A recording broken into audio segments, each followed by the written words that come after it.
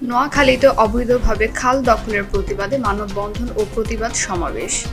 নোয়াখালীতে অবৈধভাবে খাল দখলের প্রতিবাদে মানববন্ধন ও প্রতিবাদ সমাবেশ করেছে এলাকাবাসী। শনিবার সকালে নোয়াখালীর বেগমগঞ্জের চৌমুহনী বড়পোলের প্রধান সড়কে বেগমগঞ্জ নাগরিক ফোরামের ব্যানারে এই মানববন্ধন ও প্রতিবাদ কর্মসূচি করেন তারা। মানববন্ধন ও প্রতিবাদ সমাবেশে বেগমগঞ্জ নাগরিক ফোরামের আহ্বায়ক মোহাম্মদ শাহাবুদ্দিন বলেন, সম্প্রতি নোয়াখালীতে যে বন্যা হয়েছে সেটা কোনো প্রাকৃতিক বন্যা নয়, এটি মানবসৃষ্ট বন্যা। নোয়াখালীতে খাল সহ সমগ্র জেলার প্রতিটি সরকারি খাল অবৈধভাবে দখল করে আছে একটি অসাধু মহল। এদের চিহ্নিত করে আইনের আওতায় আনতে হবে, নইলে নোয়াখালীর মানুষের দুর্ভোগ কখনোই যাবে না।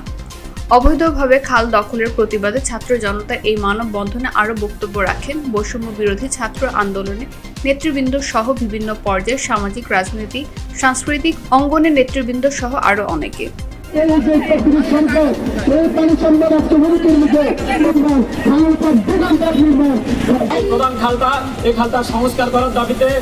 তথ্য ও চিত্রে নোয়াখালী থেকে আজিজ আহমেদ।